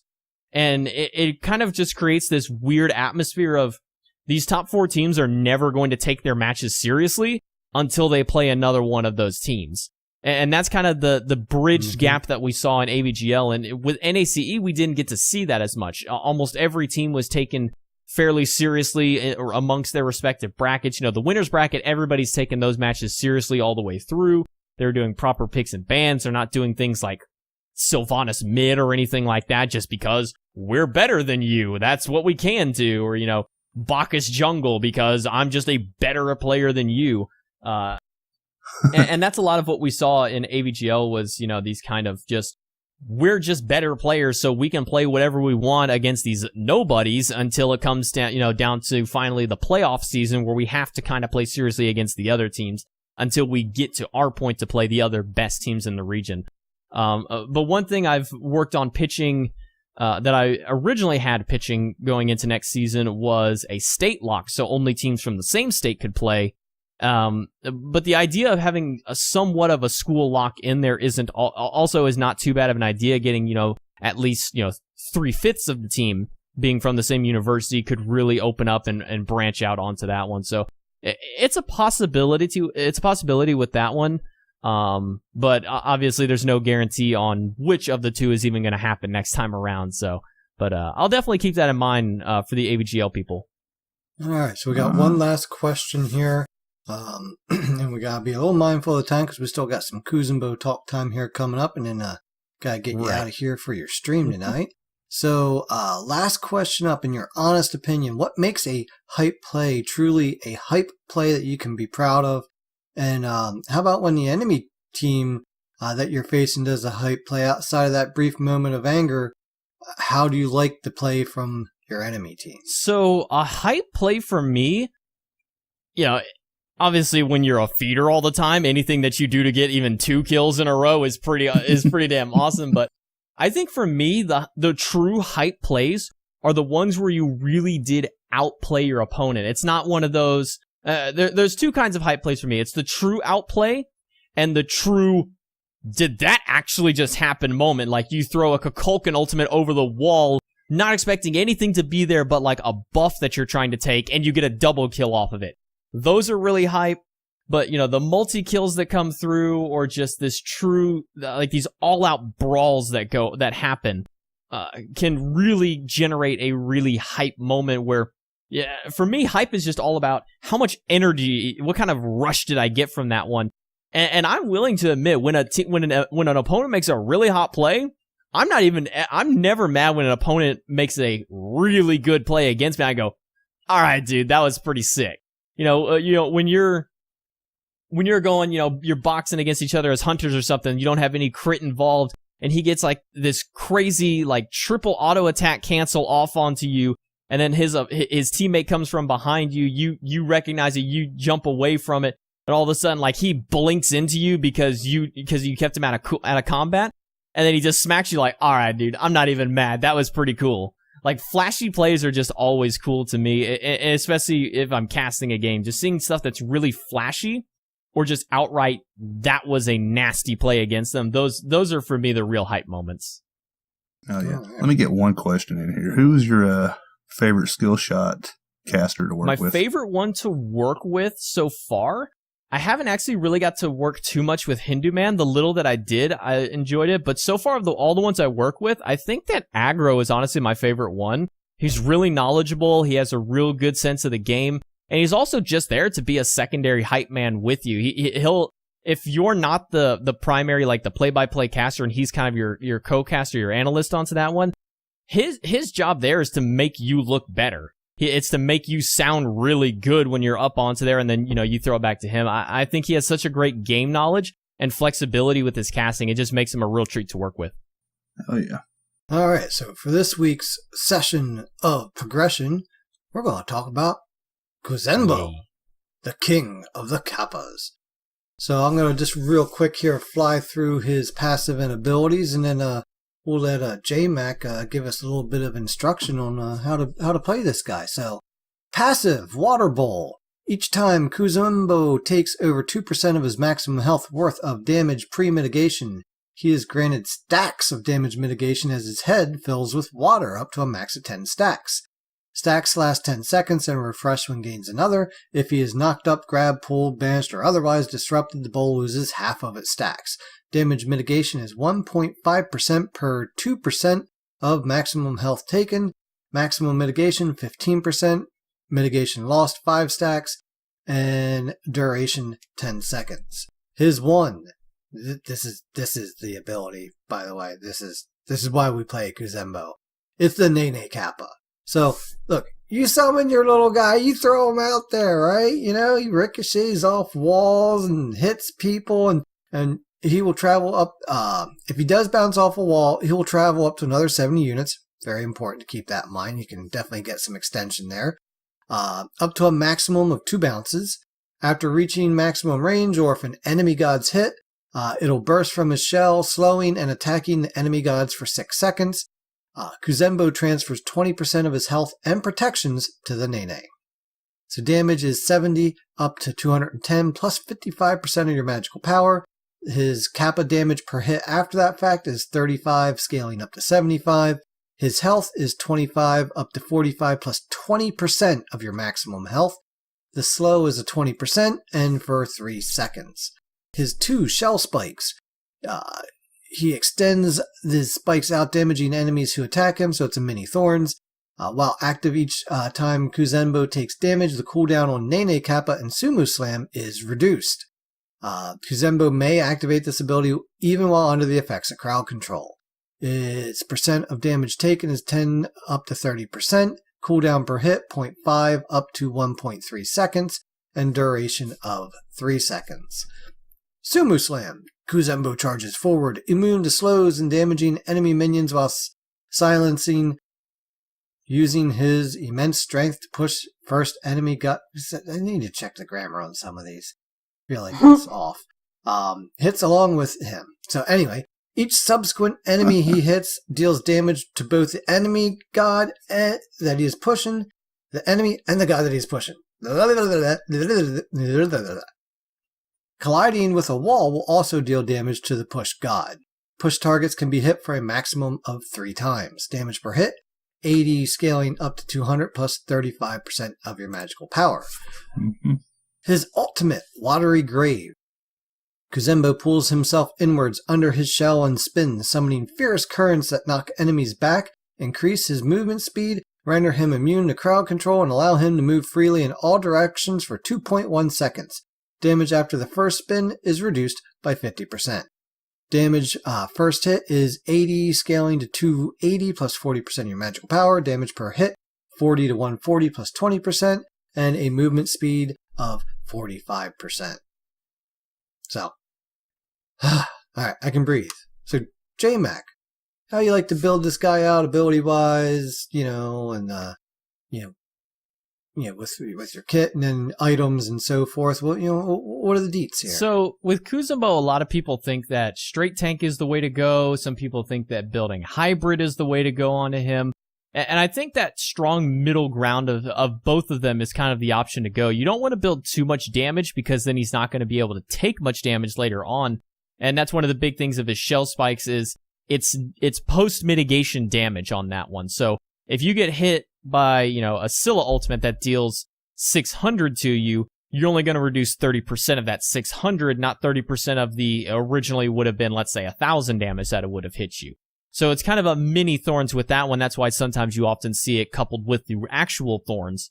to reflect not only the percent of what you did take, but the 50% of what you would have taken on top of it. So in reality, you're hitting them for like 60, 65% of that ability or whatever hits you onto that one. So typically with building him, I don't even really worry about things like penetration, like his penetration boots. I don't really worry. I think that going the cooldown boots is the better option because his cooldowns are not the longest, but they're also not very short either. When you look at his Nene Kappa, it's a 16-second cooldown onto that one. It takes a long time for it to come back. The Shell Spikes goes down to a 12-second at max rank. Sumo Slam is 12 seconds, and his ult is a pretty low 75. So when you start adding things like cooldown boots, a Breastplate of Valor, and then either a Spirit Robe or a Mantle of Discord, it really starts turning that 75 seconds down to the range of, 50 or so seconds to it that you get it. So in these long and extended fights, you can get, an ultimate to start it, and you might be able to later chase on down with an ultimate to really do that. But the trickiest thing about Kuzenbo is knowing when to ult and knowing when not to, because it is that knockup. You're going to be throwing your opponents all over the place, and it could cause your teammates to really start missing some critical abilities. So typically you want to start the fight to kind of burn those purification beads, burn those Aegis amulets, and then later on you'll have your dash to be able to re-engage for your team. You typically don't want to throw this ultimate out in the middle of a team fight because that's when your mage's ultimates are going to be coming out. Your hunters are going to try and throw out their critical damage as well. So the ultimate is the biggest part of him that you have to know when and when not to use.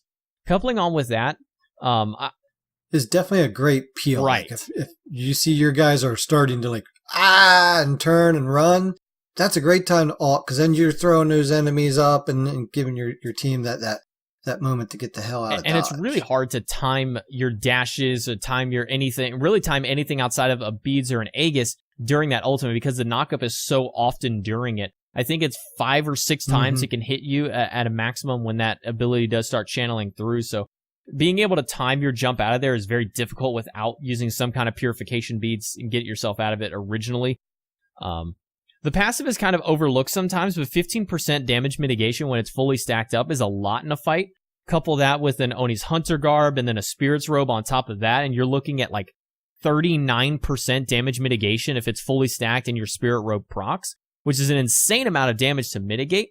But at the same time, it kind of goes double-handed against your Shell Spikes because you want to take more damage to be able to deal more damage back. But I think now that they've reduced that Shell Spike damage reflection, I think the most obnoxious part of him and the thing that makes him such a great bully god more than anything else is his ability to throw the Nene Kappa at you, pop his second ability, those Shell Spikes, and then sumo slam you through either your minion wave or against a wall. Because the damage that it talks about with Shell Spikes is anytime that you're damaged, it can reduce the cooldown. That's any source of damage. That's minions, that's gods, jungle buffs. Anything that hits you during that time will reduce both of those by that duration.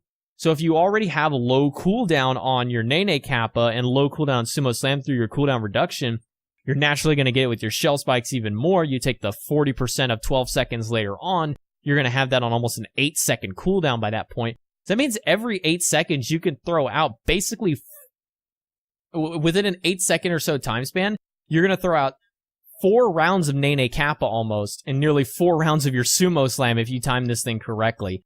That's the kind of insanity that this guy can provide, and it's why you see him so often into the solo lane. He'll build, cooldown boots into Breastplate of Valor if he's going against a warrior, or cooldown boots into, a Void Stone against the magical options there, and that gives him the penetration and power he needs to kind of survive into that. It reduces their protections onto that, gives you their protections, has that, the MP5 on it from the Breastplate of Valor is so key going up against those warriors, and just allows you to continue spamming that ability. And I think that's why people used to hate him because of Shell Spikes. They hated taking damage back. But I don't think that's as critical anymore as the fact that basically every couple of seconds late game, he's throwing a Kappa and pushing you, pops those spikes, now he gets them all again and gets to do it getting that ability off 2, 3, sometimes 4 times in a team fight can really change the outcome of a match. I know I like one of my favorite things to do with him. It's kind of memeish, but it works too. And I will build 100% health just to get that Nene Kappa as healthy as possible. And if you do it right, you can get close to 1,000 hit points on that Kappa. Not quite, but very, very close. Actually, you might be able to get it with the changes that they made to that one rod that steals health. The ethereal staff. Yet. Yeah, ethereal staff. That's it. So I haven't really truly tried to max it out yet, but on a very health respectable build, you can still get your cooldown. You can still get your cooldown. You can get a healthy little cap out there. We can still have plenty of defenses and so forth. And to me, it's just fun because a lot of times people don't like to use their abilities on the Kappa. And when you have 800, 900 health Kappa beating on them, they're like, what the hell is going on? Like, why won't this thing just die already? I'm hitting it with basic attacks, and you can get a lot, and you can get a lot of early poke with that out too, because it's so safe. Like, oh, hey, we're out in lane. There you are, Kappa. Yeah, and not. Yeah, I always find towers as well. Being able to have your Nene Kappa tank up so much of a tower's damage, especially late game when you have 20% of your protections. Let's say you've built 200 of each protection. Well, that's now 40 protections that you're building onto your Nene, and then your extra HP with it. He's going to be able to tank up 3, sometimes I've seen 4 or 5 tower shots tanked up late game by just one Kappa if he's left untouched. And coming in late game, that's really his big thing, is being tanky, having a tanky pet that chases you down, slows you. And then really one of the items I think is kind of criminally underpurchased on him. If you have a Kuzenbo is at least even or even ahead of your opponent, instead of going with the rod of the ethereal staff, I like the Gem of Isolation, because when you think about it, your shell spikes are technically ability-based damage reflecting back to them, and that's going to trigger the Gem of Isolation slow proc. So anytime that they hit you, you're reflecting that back and slowing them with it. So in the middle of a team fight, getting that 20 or so % slow with Gem of Isolation is going to be really big. Yeah, I always like his sumo slam is like deceptively damaging. Like if you can slam him through the entire wave and get all 3 hits, it just destroys us. A squishy gets destroyed by it. I love sumo slamming my laner through the wave, hitting my spikes, having all the minions hit me, getting my free cooldown, and just slamming him right back through. Like, goodbye. Push him through one way and back the other. Yep. Yeah. See you when you get back to lane, bud. Have fun at the fountain. And then you and your Nene just dance. I do have Kuzenbo's dance. Yep, I got that too, and I use that is probably the most dance. I use that dance all the time. Out of all the gods, because like you said, he's got some cooldown. It isn't horrible, but there's just times where it's like you're just waiting, or you threw your Nene out, and you're just not in a point to engage. He's off doing some other things, so it's got to break out that Kuzenbo dance all the time. So, what do you do against Kuzenbo? Really, the way to play against Kuzenbo is just to be mindful of his cooldowns. Whenever he throws that Nene, he's usually wanting to get some kind of initiation with you. Usually follow up with the Sumo Slam and the Shell Spikes. Knowing when to bait out the Shell Spikes is really important against him, because that's where he's going to get a lot of his damage and his cooldowns back onto that one. So if a Kuzenbo jumps into the middle of your team, obviously you want to do damage to him. But if he's already blown his kit and jumping into you, he's just getting himself set up. So with Kuzenbo, the big thing is positioning against him. You don't want to stay grouped up. You want your carries to kind of stay more towards the back line. And you want to avoid being near a crowd of things, like a crowd of minions or a jungle camper, especially your teammates, because you don't want to get pushed through 3 of your teammates, and not only you take the damage, but your teammates are taking it as well. So going against Kuzenbo is really just staying clear of him while being able to kind of poke him out. Gods like Chalk, Bellona, Osiris, gods who can put real quick poke and consistent poke against him are going to be ones that really shine up there, and ones that can kind of mitigate the amount of damage done to him are really big in that one. Gods who can escape him very quickly. Bellona with her dash and her ultimate. Chalk can use his ultimate to kind of mitigate the nonsense that happens with Kuzenbo, and Osiris can use his tether to get that extra damage mitigation on top of his passive. Gods like that who can really deal with him from a safe distance for warriors and guardians are really kind of your best options for him. So it's being able to poke him and steer clear of his ability. If he's coming straight at you, you want to back away from him typically. You don't want to try and fight into a Kuzenbo, because 9 times out of 10, it's really not going to go into your favor unless you're, drastically ahead of him or if you've already wasted his cooldowns and he's just walking at you. Yeah, and the other thing is if you catch someone like me building all health, there's items that are good against that. So, get those kin size out there and Soul Reaver and shit like that. You can definitely hurt me then. But yeah. Last question here. What skin do you like? Ooh. With the new one, one coming out, it'll definitely be the Christmas one. For me right now, I really just like the Kaiju one. I think that the Kaiju Kuzenbo is the better way to go. I think anybody who uses anything else besides that or the Ninja Turtle is wrong. Unfortunately, I don't have either of them, so I can't say too much about it. Yeah, I like the Ninja Turtle. The Ninja Turtle is really good. I like the Kaiju one just because of the screech of the Kappa. I think the Kappa makes everything better, in all honesty. So whether he's yelling "Hey" or in the Kaiju one, he sounds like a dying pterodactyl. It's like. So just hearing that thrown out multiple times in a game is probably the best feeling in the world. Yeah, I love Kaijunbo, and I was extremely fortunate and got him pretty much right as he came out. So I was really happy about that, and I love spamming his woohoo because it's like just ridiculous. Yeah, I like playing him in the jungle. No, that gets you banned. You can't do that. That gets you banned, I know. I've seen Herc do it, so. That gets you banned from... Sure, gets you banned. Mm-hmm. We established that. It does. It gets you banned. All right, so, hey, as always, feel free to hop into Discord, and we're always willing to discuss and share more knowledge or take in the knowledge that you have to give upon it. So, I know JMac's got to get running here, so, hey, but how can people, reach out to you, get a hold of you, watch your streams, stuff like that? Well, if you guys want to get a hold of me on social media, I primarily use Twitter. I don't really use much outside of that. You can find me at @JMacTucker. I'm pretty much on my Twitter at any point of the day, and if I'm not on it, you can get me on there pretty easily. I post anything from Smite to anime to whatever I just feel like is on my mind, like something going on at work or whatever. I do have a YouTube channel as well. It's just JMacTucker on YouTube. I don't really upload a whole lot there. More than anything, I kind of just stick around to Twitter, and then I stream either on my channel, which is twitch.tv/JMacTucker, or I stream on Wednesday nights and usually Sunday afternoons on the Skillshot Twitch and the Smite Game Mixer. So usually Wednesday nights, like tonight of the recording, usually around like 9 o'clock or so p.m. is when I'll be on the Skillshot, and then Sunday's usually kind of mid-afternoon, along with many other people who stream on those channels. All right. High five. Thanks for coming on, man. It's been a blast having you. Shared a lot of great knowledge. I even learned some things out of it, so high five on that. Thanks for having me on. Great having you on, man. Your time. Feel free to give us a shout out on stream. Will do. Yeah. We'll give you a shout out in the podcast by having you on so people can hear you talk. Oh, wait. We already did that. All right.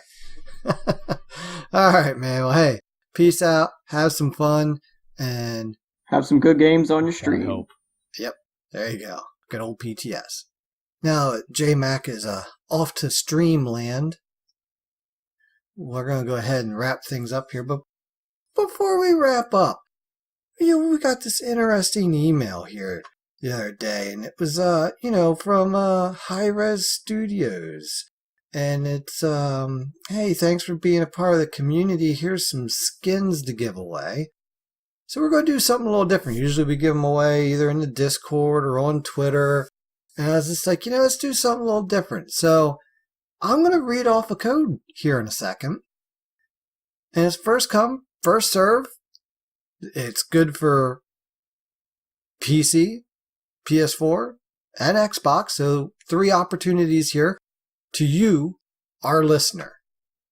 So what do you think? Do I give away the Thor Pixel Hammer or the Hachiman Cyber Samurai skin, guys? Let's take a vote. I say that you keep them both for me, but I think you should give them. I say the Hachiman's Odyssey one, right?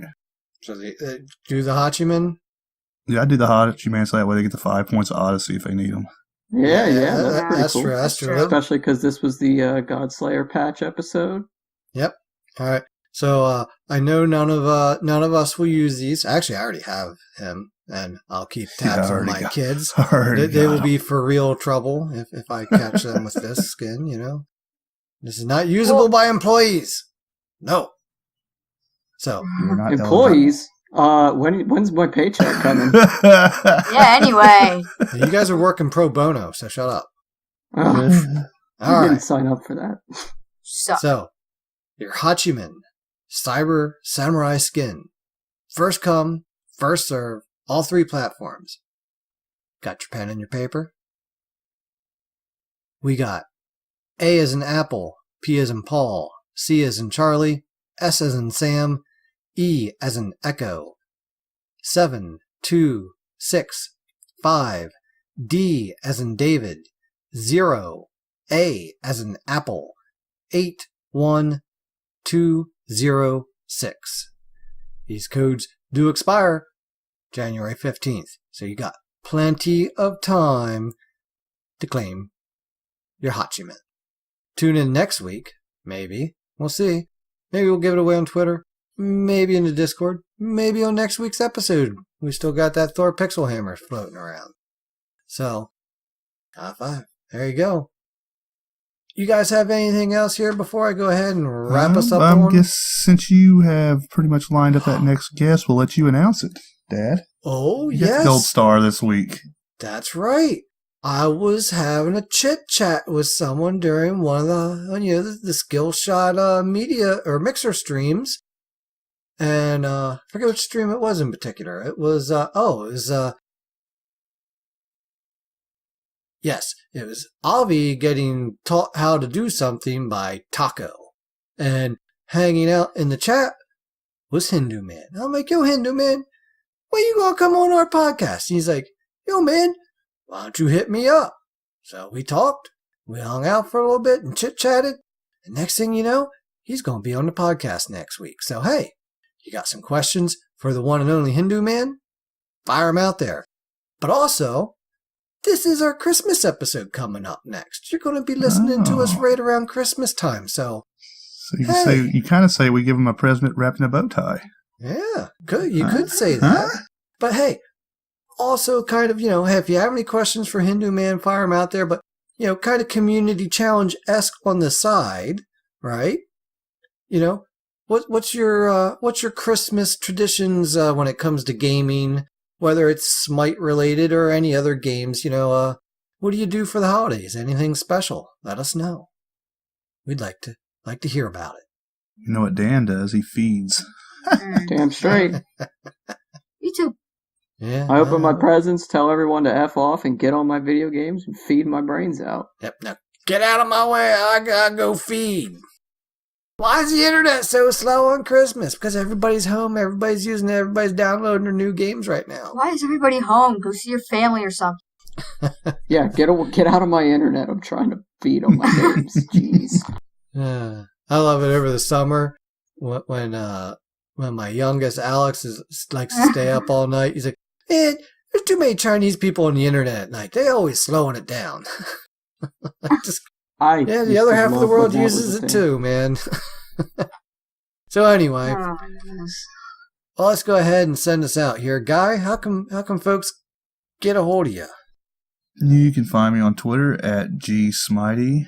You can find me at PlayStation at GuyAJ78, and you can find me on Xbox at GuyAllSmitey. Dan? You can find me on the Twitterverse at SplitPushPodcast with no A because the name was too long. You can find me on PlayStation at DirtXNapXDan, and that's about it right now. Beagle? Find me on Twitter at Beagle_Girl27, and you can find me on PlayStation at Beagle_Girl2780. I have been getting more friend requests and more invites to play, but I always see them like an hour after they've been sent or whatever, or I'm sleeping or something, and I have really not been able to even join any of them, so I'm sorry. There's this one guy that invites me at like 6:30 a.m. every day. Props to you for trying every morning, but I don't wake up or Hey, stay up. He's that going to be late. working third shift here soon, so, maybe he'll be coming home and want to play a few games of Smite before he goes to bed. So there you go. Yeah, I mean, Third shift. I get invite, and I also get a lot of invites when I'm playing with these guys. So if you see me on Smite, and you might see that I'm already in a group, I'm most likely going to continue playing with them unless maybe everyone's getting off. Yeah, but hey, throw it out there, Yeah. man. Sometimes, we don't always have private parties, but if you see an open party, definitely hop in. And don't message me, because my notifications are off for when I stream and do recordings and stuff, even though I haven't done that in a while. I still got the whole setup. So hit Dan up, hit Guy up, hit Beagle up, because they have their shit up. They'll let us know. If you ever do want to join our group, though, just send a message or something and ask if we got room, because I don't really remember when the last time we had a full group was. and Yuki's on his After Worlds break, and a couple other people have been playing some new games that are out. So, just our core hardcore Smiters are still going at it, though. So looking at you, Smash Brothers. Yeah, Smash Bros. Damn you! But anyway, you can find good old Dirt Naps Dad here on Twitter and on PlayStation at dirt_naps_dad.